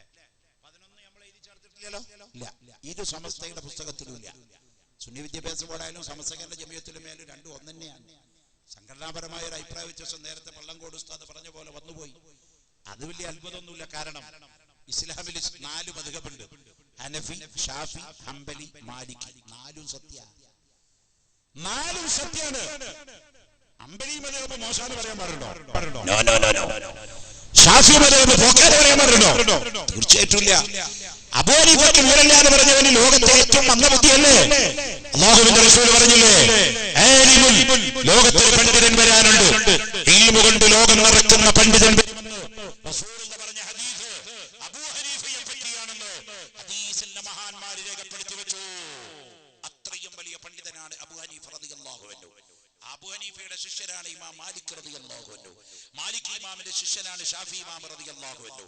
ഷാഫി ഇമാമിന്റെ ശിഷ്യനാണ് ഇമാം അഹ്മദ് ബിൻ ഹംബൽ റളിയല്ലാഹു അൻഹു. 4ഉം സത്യല്ലേ മോനെ? നമുക്ക് സുഖാണ്. എന്താണെന്നറിയോ? ഇപ്പൊ നമ്മുടെ വള്ളംകോട് മദനി ഉസ്താദൊക്കെ ഉംറ ഗ്രൂപ്പ്, ഹജ്ജ് ഗ്രൂപ്പ് ഒക്കെ ഉണ്ടാവും എന്ന് ഞാൻ വിശ്വസിക്കാൻ. ഉണ്ടാവും, ആളുകൾ ഉംറക്ക് തന്നെ പോകാണ്. ചിലർ പറയുന്നുണ്ട് അങ്ങനെ ഉംറക്ക് പോയിട്ട് എന്താ കാര്യമുണ്ട്. മൻ സാറനി മുതഅമ്മിദൻ കാന മഈ ഫിൽ ജന്ന ഖാല റസൂലുള്ളാഹ്.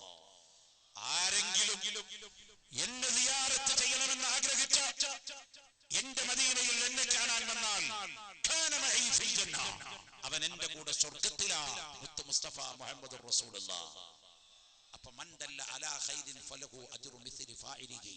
ഒരു നന്മ അറിയിപ്പിച്ചു കൊടുത്തവനും നന്മ ചെയ്യുന്നതിന്റെ പ്രതിഫലമുണ്ട്. ഹജ്ജ് ഗ്രൂപ്പും ഉംറ ഗ്രൂപ്പും ആളുകളെ മക്കത്തേക്കും മദീനത്തേക്കും കൊണ്ടുപോട്ടെ. അത് നല്ല കാര്യമാണല്ലോ പ്രിയപ്പെട്ടവരെ. ഞാൻ പറഞ്ഞു വരുന്നത്, പ്രിയപ്പെട്ട സഹോദരന്മാരെ, മലായിക്കത്തിന്റെ പേര് 10 നമ്മൾ പഠിച്ചു വെച്ചു അല്ലേ? നമ്മൾ അതിലൊരു മാറ്റമില്ല. 2 സമസ്തയുടെ പുസ്തകത്തിലും അതന്നെ പഠിപ്പിക്കണം. ഇപ്പൊ ഇവിടെ ഇരിക്കുന്ന കുട്ടികളോട് ചോദിച്ചോക്കാം, മോനെ ദേവാ കോളേജിൽ പഠിക്കുന്ന കുട്ടികളും ഇതിലുണ്ടല്ലോ, 10ാം ക്ലാസ്സിന് മേലെ പോണ കുട്ടികൾ ഇഷ്ടം പോലെ ഉണ്ട്. ഒരു ചോദ്യത്തിന് ആൻസർ നിങ്ങൾ പറയണ്ട, മനസ്സിൽ കുറിച്ചിട്ടാൽ മതി. സൗരയൂഥങ്ങൾ എത്രയാണ്? 82-ലാണ് ഞാൻ SLC പാസ്സായത്. എന്നിട്ടാണ് ഞാൻ പള്ളി ദർശനം ഓതാൻ പോയത് 82-ൽ. സൗരയൂഥം ഞാൻ പഠിക്കുന്ന കാലത്ത് പഠിച്ചത് 12 എണ്ണമാണ്. എത്ര? 12 എണ്ണം. എന്നെ പഠിപ്പിച്ച ജോസഫ് മാഷ് ഇപ്പോഴും മുള്ളൂർക്കര അങ്ങാടിയിൽ ഞാൻ ചെല്ലുമ്പോൾ കാണും. മാഷെ കാണുമ്പോൾ ഞാൻ പറയും, സാറേ നമസ്കാരം ഉണ്ട് കേട്ടോ, സാറിന് കാപ്പി വേണോ? വേണ്ട പോനെ, നിന്റെ വളർച്ചയിൽ എനിക്ക് സന്തോഷമുണ്ട്. എപ്പോഴും പറയും. ആ മാഷ് ഇപ്പോഴും ഹയാത്തോടെ ജീവിച്ചിരിക്കുക. പക്ഷെ മാഷെ കാണുമ്പോൾ എനിക്ക് വല്ലാത്ത വിഷമം. പാവം, ഈ മാഷ് 12 എണ്ണം പഠിപ്പിച്ചിട്ട് എൻ്റെ കൂടെ ഉണ്ടായിരുന്ന ഒരുപാട് ആൾക്കാർ മരിച്ച് ഖബറിലായി. എൻ്റെ കൂടെ ഉണ്ടായിരുന്ന ഒരുപാട് ആൾക്കാർ ഈ പരീക്ഷ എഴുതി ഡോക്ടറായിട്ടുണ്ട്, എഞ്ചിനീയർ ആയിട്ടുണ്ട്. പക്ഷെ 2010 ആയപ്പോ സയൻസ് പറഞ്ഞു, നമ്മൾ അന്ന് പറഞ്ഞത് തെറ്റാണ്.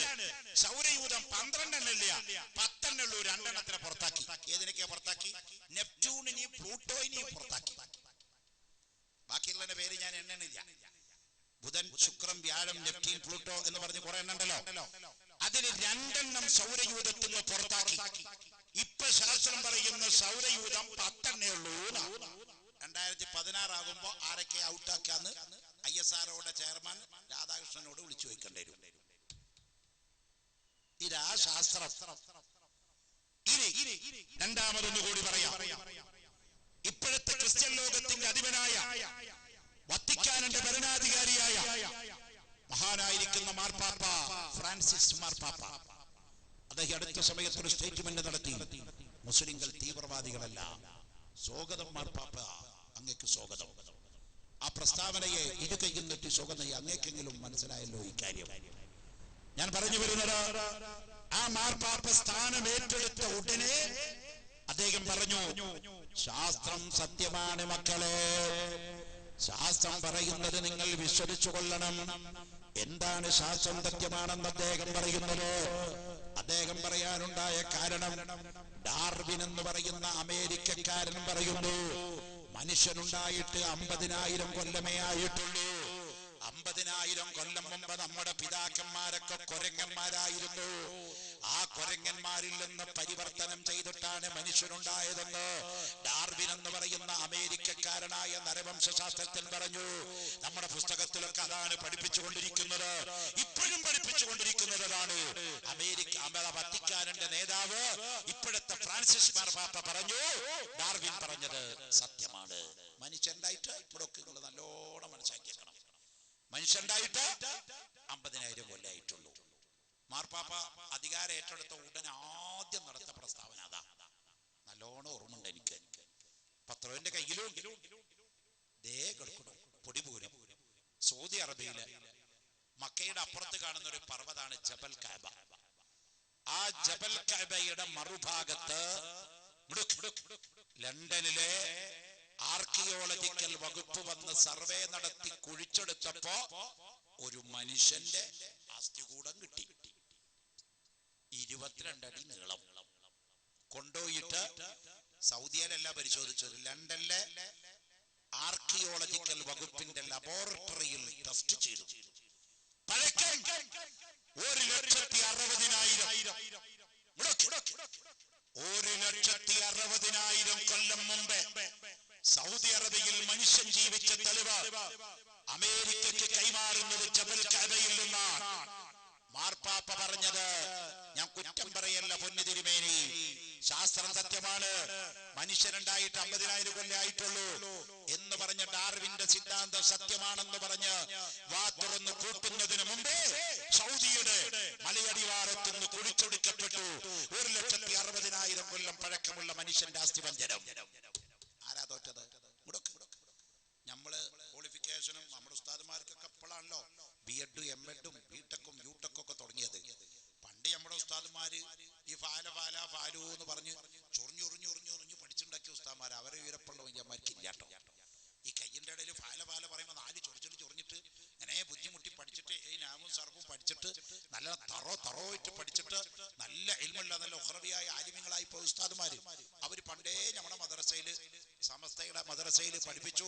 മോനെ, നിങ്ങളുടെയൊക്കെ ബാപ്പാടെ ബാപ്പ ബഹുമാനപ്പെട്ട അബുൽ ബഷർ ആദം നബി അലൈഹിസ്സലാമാണ്. അപ്പൊ കുട്ടി പറഞ്ഞു, വാപ്പ ഉസ്താദെ എല്ലാവരുടെയും വാപ്പ ആദം നബി ആണെങ്കിൽ ആദം നബിയുടെ വാപ്പ ആരാന്ന് ചോദിച്ചു. നമ്മുടെ ഉസ്താദുമാര് പറഞ്ഞത് മുണ്ടാതിരിക്കണം, നമുക്ക് അമ്മാതിരി ചോദ്യം ചോദിക്കരുത് എന്നല്ല. അങ്ങനെ പറയരുത് മക്കളെ. ചില കുട്ടികൾ ചിലപ്പോൾ ചോദിക്കാൻ പാടില്ലാത്ത ചോദിച്ചാലും ഉണ്ടായിരിക്കണം, വായടച്ച ചോദിച്ചോളാൻ പറയണം. എന്ത് ബടായി ആണെങ്കിലും ചോദിക്കട്ടെ, മറുപടി പറയണം. എന്ത് വിഡ്ഢിത്തരം ചോദിച്ചാലും മറുപടി പറഞ്ഞ് അവനെ തിരുത്തണം. ചോദിക്കണേന്റെ ഉമ്മാന്റെ വായന്റെ മുമ്പിൽ ശീലം വെക്കാൻ സമ്മതിക്കരുത്. ഒരു കുട്ടി ചോദിക്കാണ്, അല്ലല്ല എന്ന് പറഞ്ഞപ്പോ എന്താ വരും? മുണ്ടാതിരിക്കണം എന്ന് പറയുന്നു. അല്ലല്ല എന്ന് പറഞ്ഞാൽ എന്താ വരികയെന്ന് ഖുർആനിൽ അല്ലാഹ് തന്നെ പറഞ്ഞില്ലേ? അല്ലല്ല എന്ന് പറഞ്ഞാൽ പിന്നെ ഈ സംഭവമൊക്കെ ഉണ്ടായത് എങ്ങനെയാന്നുള്ളതിന് ഉത്തരം കിട്ടണ്ടേ? കുട്ടിക്ക് പറഞ്ഞ് മനസ്സിലാക്കി കൊടുക്കണം. അപ്പോ ആ കുട്ടി ചോദിച്ചു, ആദം നബിയാണ് എല്ലാവരുടെയും ബാപ്പെങ്കില് ആദം നബിയുടെ ബാപ്പാരാ?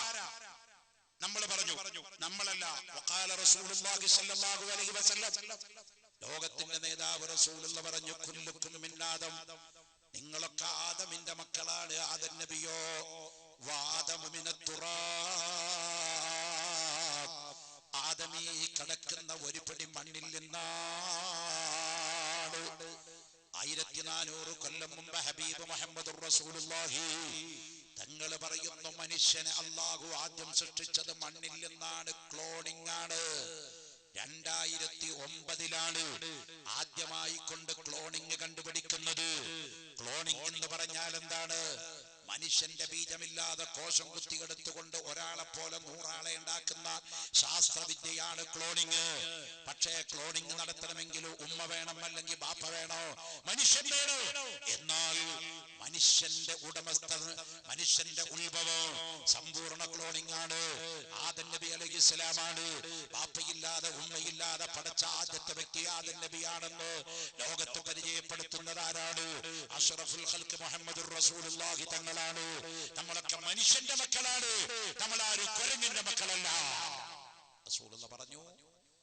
ഇപ്പൊ അമേരിക്ക പറയുന്നത് എന്താണെന്നറിയോ? നമ്മൾ പണ്ട് പഠിപ്പിച്ചതൊക്കെ തെറ്റായി പോയി, അതുകൊണ്ട് ഇനിയിപ്പോ ആദ്യം മുതൽ തുടങ്ങുക. 1,60,000 കൊല്ലം മുമ്പ് മനുഷ്യണ്ട്.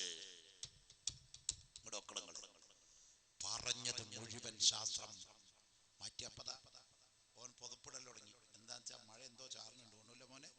അതുകൊണ്ടാണ് ഞാൻ വരുമ്പോഴേ തൃശ്ശൂരിൽ മഴയുണ്ട്. അത് പറഞ്ഞ് നിങ്ങളെ ബേജാറാക്കണ്ടെന്ന് വെച്ചതാ. വരുമ്പോൾ അവിടെ മഴയുണ്ട്, കണ്ണൂരുണ്ട്, അതുപോലെ എറണാകുളത്തുണ്ട്, തിരുവനന്തപുരത്തുണ്ട്, തൃശ്ശൂരിന് മഴയുണ്ട്. 2 ദിവസമായിട്ട് മഴയുണ്ട്. അപ്പോ ഈ മഴ ഉണ്ടാകുന്നത് എങ്ങനെ? നമ്മൾ സ്കൂളിൽ പഠിപ്പിച്ചത് മഴ ഉണ്ടാകുന്നത് എങ്ങനെ? നമ്മൾ കുട്ടികളാകുമ്പോൾ പഠിപ്പിച്ചു, വേനൽക്കാലം വരുമ്പോ കുളം, പുഴ, കിണർ, സമുദ്രം, ഇതിലെ വെള്ളം സൂര്യന്റെ ചൂട് കൊണ്ട് നീരാവിയായി മേപ്പോട്ട് അങ്ങോട്ട് കയറിപ്പോയിട്ട് അത് മേഘായിട്ട് അവിടെ അങ്ങോട്ട് നിന്നിട്ട് വർഷക്കാലം വരുമ്പോ ഈ കാണുന്ന പർവ്വതങ്ങൾ അതിനെ തണുപ്പിച്ചിട്ട് കീപ്പറ്റ് പറഞ്ഞു വിടുന്നതാണ് മഴ. എന്റെ റബ്ബേ, നമ്മുടെ മദ്രാസ് ഇപ്പോഴും വെള്ളപ്പൊക്കത്തിൽ നിന്ന് മോചിപ്പിക്കപ്പെട്ടിട്ടില്ല. അള്ളാഹു ചിലവർക്ക് കണ്ടറിയാത്തവർക്ക് കൊണ്ടറിയും. പക്ഷെ കൊണ്ടറിയുമ്പോ പല നിരപരാധികളും എരിപെടും. അതാ പാവം.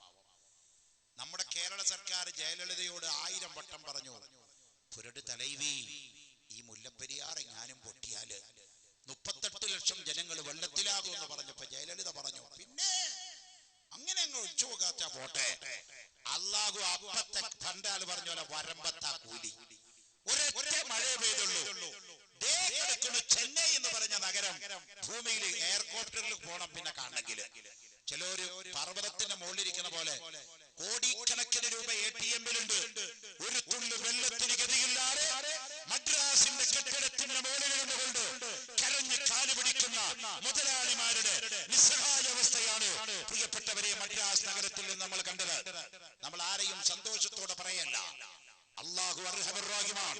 അള്ളാഹു ഖുദ്റത്തുള്ളവനാണ്. അള്ളാഹുവിന് സെക്കൻഡ് മതി ചെറിയവനെ വലുതാക്കാനും വലിയവനെ ചെറുതാക്കാനും ഇല്ലതിനെ ഇല്ലാതെയാക്കാനും ഉണ്ടാക്കിയതിനെ ഉണ്ടാക്കാനും ഒക്കെ അള്ളാഹുവിന്. ഇന്നമാ അംറുഹു ഇദാ അറാദ ശൈഅൻ അൻ യഖൂല ലഹു കുൻ ഫയകൂൻ, കുൻ ഫയകൂൻ. അതുണ്ടാകേണ്ട സമയം മാത്രമേ വേണ്ടൂ. അപ്പൊ മഴ ഉണ്ടായത് എങ്ങനെ, മഴ ഉണ്ടാകുന്നത് എങ്ങനെ ചോദിച്ചു പറഞ്ഞത്, വേനൽക്കാലത്തെ വെള്ളം ചൂടായിട്ട് മേപ്പെട്ട് കയറിപ്പോയിട്ട് വർഷക്കാലത്ത് അത് പർവ്വതങ്ങളെ അതിനെ തണുപ്പിച്ച് കീഴ്പ്പെട്ട് വിടുന്നതാണ്.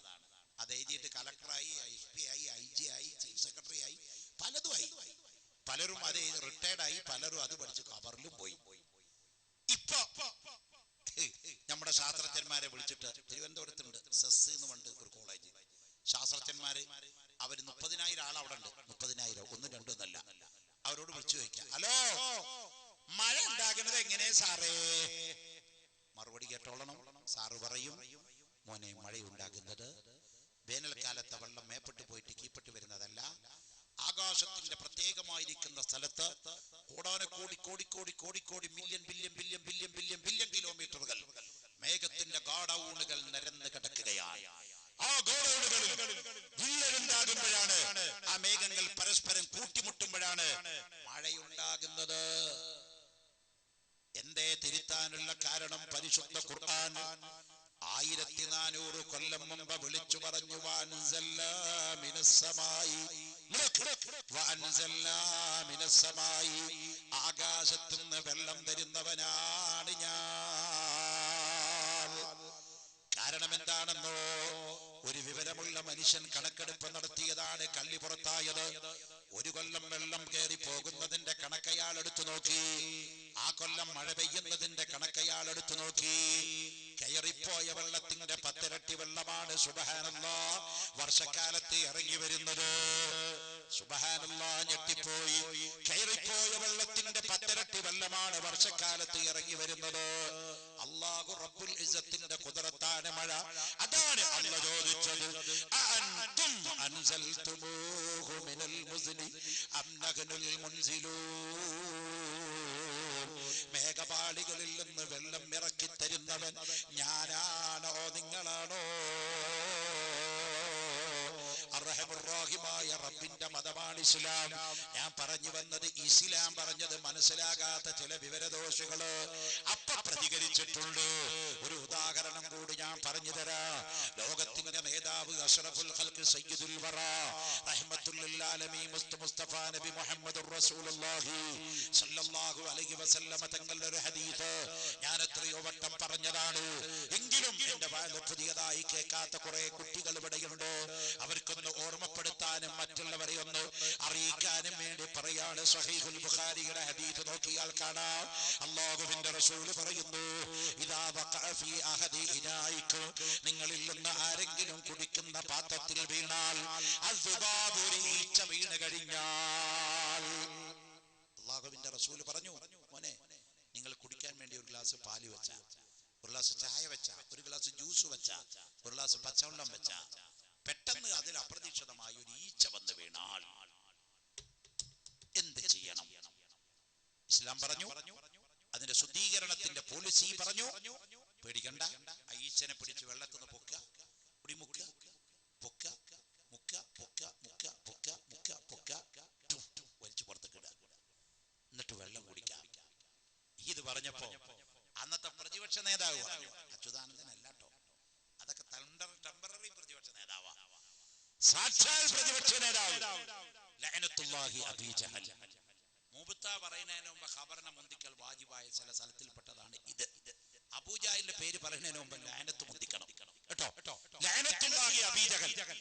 അവൻ പറഞ്ഞു, മുഹമ്മദേ ഇന്നക ലമജ്നൂൻ, നിനക്ക് ഹിസ്റ്റീരിയ എന്ന് പറയും ഇംഗ്ലീഷിൽ, മാനസിക വിഭ്രാന്തി, ആങ്സൈറ്റി, മാനസിക രോഗിയാണിത്. ഇന്നക ലമജ്നൂൻ, നിനക്ക് ഭ്രാന്ത. കാരണം അബൂജഹലിന്റെ ബുദ്ധി പോയത് അങ്ങനെയാ. ഈച്ച എന്ന് പറഞ്ഞാൽ കണ്ട കാട്ടത്തിലും മൂത്രത്തിലും തീട്ടത്തിലും വേണ്ടാത്തിലൊക്കെ ഇരിക്കുന്ന സാധനം. അത് വന്നിട്ട് വെള്ളത്തിൽ വീണപ്പോ മുഹമ്മദ് ഗ്ലാസ് എടുത്തു കൊടുക്കുന്നെന്താ, നല്ലോണം 3 വട്ടം മുക്കിയിട്ട് ജ്യൂസ് അടിച്ചു കുടിച്ചോളാനാ. അബൂജഹലിന് ഉൾക്കൊള്ളാൻ പറ്റില്ല. അയാളെ കോമൺ സെൻസ് പറഞ്ഞു, എന്ത് ഭ്രാന്തായി പറയുന്നത്. അത് ശുജായി മൊയ്തു മുസ്ലിയാർ പറഞ്ഞ പോലെ ബുദ്ധിയുള്ളവർക്ക് അധികം ഒന്നും പറയണ്ട. സഫലയിൽ പറഞ്ഞില്ലേ, ബുദ്ധി കൂർമ്മതയുള്ളവർക്ക് അല്പവാചകം പോരെ. വിവരമുള്ളവർ വളരെ കുറച്ചേ പറയും, അതിൽ വലിയ കാമ്പുണ്ടാവും. റസൂലുള്ളാഹി തങ്ങളെ വാചകത്തിന്റെ അർത്ഥം പഠിക്കാൻ ലോകത്ത് ആർക്കാ പറ്റുക? ഇത് നബിനെ വിമർശിച്ച് പുസ്തകം എഴുതാൻ തീരുമാനിച്ച ഒരു ക്രിസ്ത്യാനി, അയാളുടെ പേര് ഡോക്ടർ കൈറോ തുമിസ്, ജപ്പാനിലെ ഒട്ടാവക്കാരനായ ആള്. അയാൾ മുഹമ്മദിനെ പറ്റി ഒരു പുസ്തകം എഴുതാൻ തീരുമാനിച്ചു. നന്നാക്കി എഴുതാനല്ല, കൊളാക്കി എഴുതാൻ. പക്ഷെ അയാൾ ഒരു കാര്യം തീരുമാനിച്ചു, എന്തും പഠിച്ചിട്ട് പറയലാ ബുദ്ധി. മുഹമ്മദ് റസൂലുള്ളാഹിനെ പറ്റി പഠിക്കാൻ തീരുമാനിച്ചു. അയാൾ സൗദി അറേബ്യയിലെ കിങ് അബ്ദുൽ അസീസ് യൂണിവേഴ്സിറ്റിയിൽ വന്നു. ഇസ്ലാമിക് പ്രൊഫസർമാരുമായി ബന്ധപ്പെട്ട് ഈ ഹദീസ് എടുത്തു ഈച്ചനെ പറ്റി പറഞ്ഞ അയാൾ ആദ്യം ചെയ്തത് എന്താണെന്നറിയോ? ഒരു ഈച്ചനെയും പിടിച്ചിട്ട് ലബോറട്ടറിയിലാണ് കയറി, മൈക്രോസ്കോപ്പിന് വെച്ചു. ഈച്ചയുടെ രണ്ട് കാലും മറിച്ചും തിരിച്ചും നോക്കി, ഒരുപോലെയാണ്. രണ്ട് ചിറക് നോക്കി, ഒരുപോലെയാണ്. തല നോക്കി, പ്രത്യേക വ്യത്യാസമൊന്നുമില്ല. എന്താ മുഹമ്മദ് പിന്നെ ഇങ്ങനെ പറയാനുള്ള കാരണം? അങ്ങനെ അയാൾ ഒരു ഗ്ലാസ് വെള്ളം വെച്ചു. ഒരു ഈച്ച വന്ന് പെട്ടെന്ന് വെള്ളത്തിൽ മംഗലാപുരത്തെ എയർപോർട്ടിൽ വിമാനം ഇറങ്ങണ പോലെ ഇറങ്ങി, ഒറ്റയടിക്ക് എമർജൻസി ലാൻഡിങ്. അങ്ങനെ ഇറങ്ങിയപ്പോ അയാൾ ആ ലാൻഡിങ് ശ്രദ്ധിച്ചു. ഈച്ച സ്വാഭാവികമായി വെള്ളത്തിൽ വീഴുമ്പോഴൊക്കെയും ഒരു ചിറക് കുത്തി മറ്റേ ചിറക് പൊക്കിയിട്ടാണ് നിൽക്കുന്നത്. അയാൾ അത്ഭുതപ്പെടുത്തി. അയാൾ ആ കുത്തി വീണ ചിറകിനടുത്ത് നോക്കി, പോയിസൺ. ഉയർത്തിപ്പിടിച്ചപ്പോൾ ചിറകിനടുത്ത് രണ്ടാമത് റിസർച്ച് ചെയ്തു, അതിൽ ഒരു പ്രതിരോധ വാക്സിൻ. ആ ഉയർത്തിപ്പിടിച്ച ചിറക് കൊണ്ടുപോയി വെള്ളത്തിൽ മുക്കി, ആസിഡ് പോലെ നേരത്തെയുള്ള പോയിസൺ കത്തി എരിഞ്ഞു പോയി. അയാൾ പുസ്തകം എഴുതുന്നതിന്റെ മുമ്പ് ജപ്പാനിൽ വെച്ച് വിളിച്ചു പറഞ്ഞു പോയി, മുഹമ്മദുൻ സയ്യിദുൽ കൗനൈനി വസ്സഖലൈനി വൽ ഫരീഖൈനി മിൻ ഉർബിൻ വമിൻ അജബി. ലോകം കണ്ട ഏറ്റവും വലിയ നേതാവ്, അഷ്റഫുൽ ഖൽഖ് സയ്യിദുൽ വറാ നബി മുഹമ്മദുർ റസൂലുള്ളാഹി. ആ റസൂലുള്ളാഹിനെ അഡോപ്റ്റ് ചെയ്യണം നമ്മൾ മക്കളെ.